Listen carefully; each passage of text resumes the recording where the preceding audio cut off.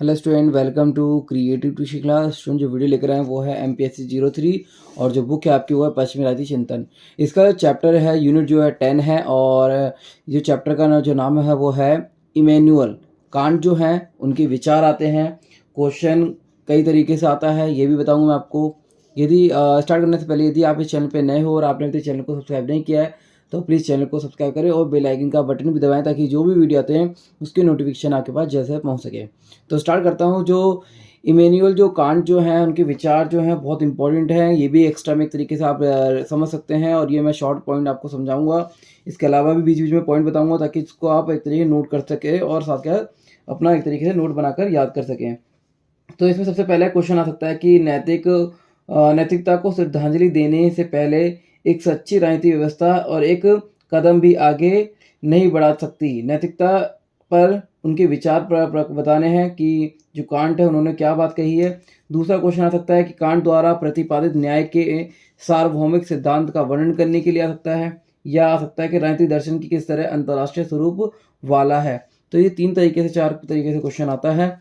तो ये कांट जो है एक तरीके से टिप्पणी के रूप में भी आ सकता है। तो मैं आपको बताता हूँ। फर्स्ट पॉइंट जो है वो है इमैनुअल जो कांट जो है 18वीं शताब्दी का जर्मन दार्शनिक था। तो आपको बताना है कि 18वीं शताब्दी का जर्मन दार्शनिक था और कांट का मानना था कि कोई राजनीतिक वैधानिक व्यवस्था केवल तभी न्यायपूर्ण हो सकती है यदि हम नैतिकता को सम्मान दें। यदि हम किसी की नैतिकता को सम्मान देंगे तो वो क्या होगा, एक तरीके से वो राजनीतिक वैधानिक व्यवस्था न्यायपूर्ण हो सकती है, मतलब न्याय मिल सकता है।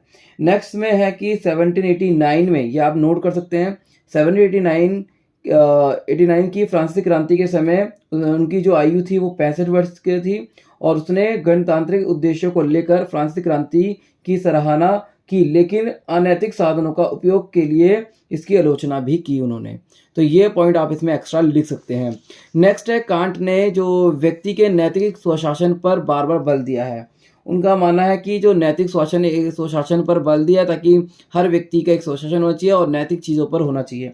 इसके अलावा भी आप इसमें लिख सकते हैं एक सच्ची राजनीतिक व्यवस्था तब तक एक कदम भी आगे नहीं बढ़ा सकती जब तक यह पहले नैतिकता का सम्मान नहीं होती थी। मतलब कि एक कदम जब तक राजनीतिक व्यवस्था जब तक कदम आगे नहीं बढ़ाएगी जब तक नैतिकता को सम्मान नहीं दिया। और राजनीति को कभी भी के लिए सभी के लिए सदैव उचित के आगे जो है घुटने टेकने चाहिए, मतलब जो सही है उसके आगे घुटने टेकना चाहिए, ये उन्होंने कांट ने कहा है।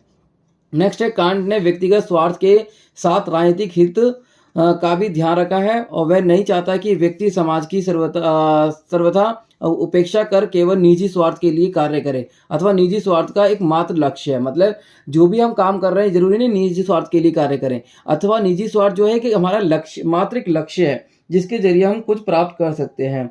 इसके अलावा उनके आगे जो कहते हैं वो कहते हैं कि कांट के अनुसार जो अपना उद्देश्य स्वयं और कभी भी किसी अन्य साध्य का साधन नहीं माना जाना चाहिए। मतलब कि ये जो मैंने पॉइंट बताया आपको कि कांट ने व्यक्तिगत स्वार्थ को साथ ही सार्वजनिक हित का भी ध्यान रखा है।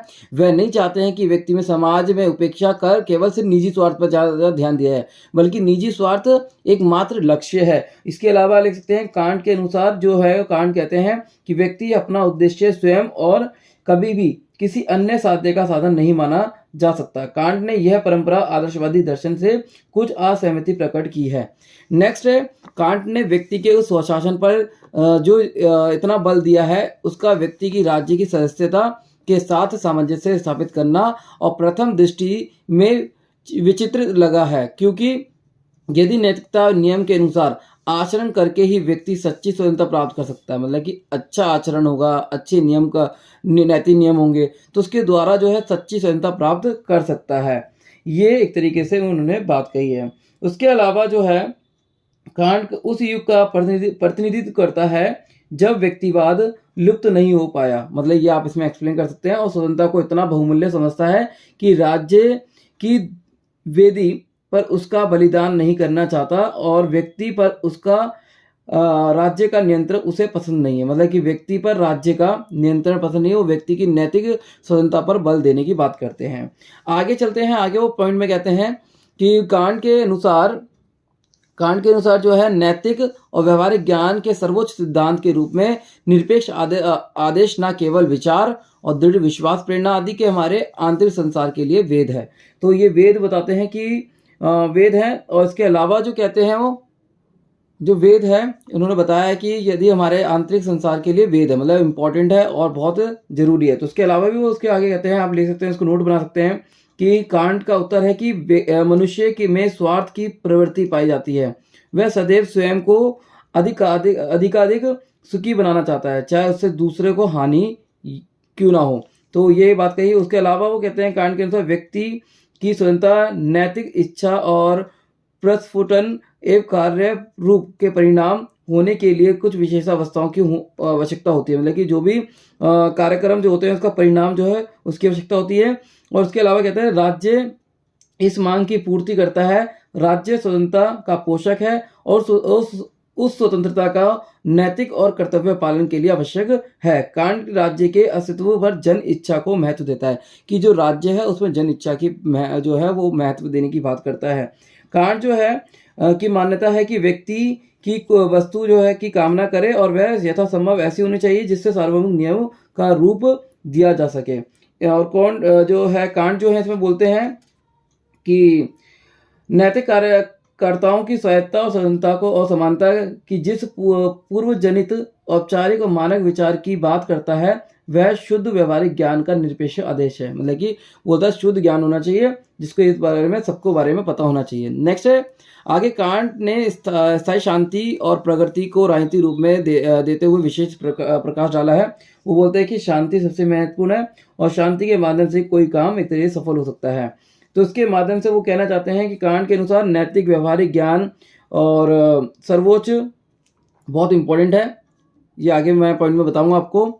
तो इसमें बोलते हैं कि कांट के अनुसार नैतिक व्यवहारिक ज्ञान और इसे सर्वोच्च सिद्धांत के रूप में निरपेक्ष आदेश न केवल विचार और दृढ़ विश्वास प्रेरणा आदि हमारे आंतरिक संसार के लिए वेद है, बल्कि अन्य मनुष्य के साथ हमारे अंतर संबंध के बाहरी और विदेशी संसार पर भी लागू होता है। ये जो मैंने पॉइंट अभी इससे पहले बताया वेद वाला, ये वही पॉइंट है जिन्होंने दोबारा रिपीट करा है। उसके बाद जो कहते हैं वो शांति की बात कहते हैं कि कांट ने शांति और प्रगति में राजनीतिक रूप से देते हुए उस पर विशेष बल दिया है। और स्थायी शांति एवं प्रगति के सिद्धांत का प्रतिपादित सबसे पहले जो था वो बोधा ने किया था। बोधा ने उनका मानना यह था कि मानव जाति का इतिहास प्रगति का इतिहास है और पतन का नहीं। ये वेरी इंपॉर्टेंट पॉइंट है, आप इसमें एक्सप्लेन कर सकते हैं। इसके अलावा जो है वो है 18वीं सदी के टर्गोक और कोडोरे नामक दो फ्रांसीसी लेखकों ने भी इस विषय पर बल दिया है। आगे जो है कांट के प्रगति नियम जो है सार रूप अर्थ यह है कि एक ऐसी अदृश्य शक्ति,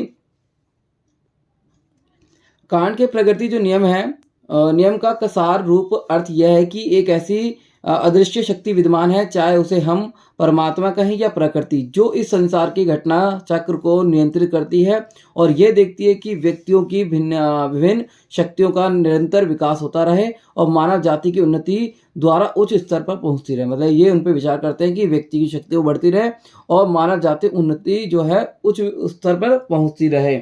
ये उनकी बात उन्होंने कही है। उसके अलावा भी आप बहुत सारी इसमें एक्सप्लेन कर सकते हैं कि कांट के अनुसार व्यक्ति अकेला ठीक तरह नहीं रह सकता, यह प्रकृति के विरुद्ध है। अकेले में वह झूठ बोलता है, धोखा देने की कोशिश करता है, किंतु समाज में रहकर वह ऐसा नहीं करता क्योंकि उसे सामाजिक निंदा का भय रहता है कि हमें सामाजिक निंदा मतलब कि कोई इसको मतलब इसको आरोप लगाएगा और कोई गलत ठहर जाए तो उसका नाम खराब हो जाएगा, तो ऐसे तरीके निंदा करने का भय उसके अंदर रहता है। मनुष्य पूरी बुरा नहीं है, फिर भी एकाएक वह बुराई की ओर उन्मुख होता है। मतलब कि वो एक ना कुछ ना कुछ बुराइयां अपनी तरफ लेता रहता है। सबसे बीच वह भलाई है कि पथ पर अग्रसर होता है और इस तरह वह समाज में रहकर अपने नैतिकता का विकास करता है। फिर उसके बाद कांट कहते हैं कांट ने विश्व शांति और उसके मार्ग में बाधाओं पर भी प्रकाश डाला है। अपने इतिहास दर्शन द्वारा उसने यह सिद्ध करने की चेष्टा की है कि विश्व का जो विकास है शांति की दिशा में ही हो सकता है, इसके अलावा नहीं हो सकता है। ये उन्होंने बात कही। अब एक इसमें सबसे मेन जो टॉपिक में है जो मैंने आपको यहाँ पर नहीं लिखा है वो मैं बताता हूँ। क्वेश्चन आ सकता है कि कांट के संपत्ति, सामाजिक समझौते और राज्य संबंधी विचारों का वर्णन करें। तो कांट का जो सामाजिक समझौता है वो बताता हूँ मैं आपको। व्यक्तिवादी धारणा में प्रभावित कांट ने राज्य की रूप में अधिक बल नहीं दिया है। उसने राज्य की उत्पत्ति की विवेचना न कर उसका स्वरूप संधिवात्मक माना है। संविदा मतलब अथवा सामान्य समझौते का यह विचार उसने रूसों से लिया है कि जो समाज में मनुष्य एक तरीके से बहुत इंपॉर्टेंट है और मनुष्य को एक तरीके से सबको एक तरीके मनुष्य को अधिकार मिलना चाहिए और किसी सूत्र में बांधा जाता है, कानून के उसमें बांधा जाता है ताकि वो कानून के अंदर रहकर काम करे। राज्य एक प्राकृतिक अनुबंध है जिसमें उसका प्रत्येक सदस्य अपनी भारी स्वतंत्रता त्याग देता है और तुरंत ही संपूर्ण रूप से सामूहिक स्वतंत्रता प्राप्त कर लेता है। संपत्ति पर सामान्य आदर्शवादी की भांति कांट ने भी व्यक्तिवादी संपत्ति की व्यवस्था पर स्वीकार करता है। संपत्ति के विषय में उसके विचार पूर्ण व्यक्तिवादी हैं और उसकी मान्यता है कि संपत्ति के बिना मनुष्य का पूर्ण विकास नहीं हो सकता है, क्योंकि संपत्ति उसकी इच्छा की एक अभिव्यक्ति है। और राज्य के कार्य क्षेत्र में क्या होता है, राज्य और सर्वशक्तिमान है और बतलाते हुए उसने राज्य के विरुद्ध क्रांति के अधिकार का निषेध करते हुए कांट राज्य का कार्य क्षेत्र बहुत असीमित नहीं करता और अपने विचारों में व्यक्तिवादी होने के कारण राज्य को अधिक कार्य सौंपना नहीं चाहता कि राज्य के पास बहुत सारा काम होना चाहिए। वो मनुष्य की नैतिकता विचार पे और स्वतंत्रता पर बल देने की बात करता है। तो ये मैंने आपको बताया एनुअल जो कांट है, बहुत इंपॉर्टेंट टॉपिक है, ये भी कई एग्जाम में कई बार आया है। तो आप इसको एक तरीके से मैंने आपको समझाया है शॉर्ट तरीके से जो लिखकर समझाया है। इसके अलावा भी मैंने एक्स्ट्रा पॉइंट बताए हैं जिनको आप लिखकर नोट्स बना सकते हैं और उनको पढ़ सकते हैं। तो उम्मीद करता हूँ कि वीडियो अच्छी लगी, इसको लाइक और शेयर करें। धन्यवाद।